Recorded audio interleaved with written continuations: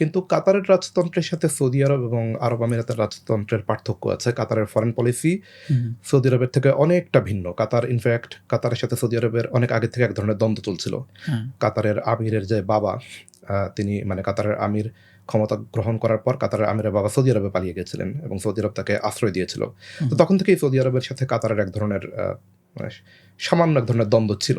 আচ্ছা, তো কাতার সবসময় তখন থেকে চেষ্টা করেছে সৌদি বলয় থেকে, মানে আপনি যদি গালফ কান্ট্রিগুলোর কথা চিন্তা করেন, হুম, জিসিসি, তারা মোটামুটি সৌদি ডমিনেটেড, আচ্ছা, সৌদি আরব পলিসি নির্ধারণ করে। রাইট। কাতার সবসময় চেষ্টা করেছে সেই সৌদি বলয় থেকে বেরিয়ে এসে নিজের একটা পৃথক একটা ফরেন পলিসি বলয় তৈরি করার। করার জন্য। হুম, সেটা আমরা দেখি যে কাতার সর্বপ্রথম আমেরিকান বেস তৈরি করার অনুমতি দিয়েছে হুম, এবং ইসরায়েলের সাথে কাতার অফিসিয়াল সম্পর্ক স্থাপন করেনি, কিন্তু ইসরায়েলকে কাতার ব্যবসা করার অনুমতি দিয়েছে। হুম, এগুলো অন্য অনেক আরব রাষ্ট্রের আগে।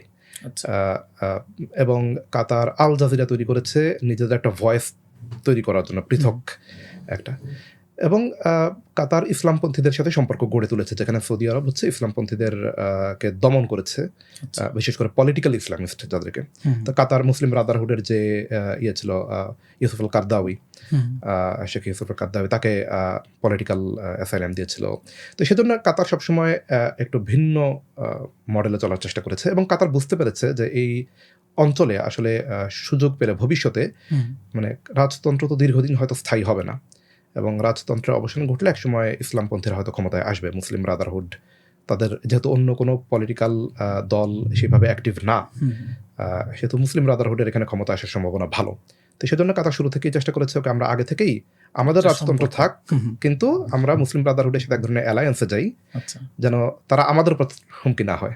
আমাদের আচ্ছা। রাজতন্ত্রটা টিকে টিকে থাকবে, আমরা তাদেরকে হেল্প করব, তারা অন্যান্য দেশে তাদের অ্যাক্টিভিটি চালিয়ে যাক।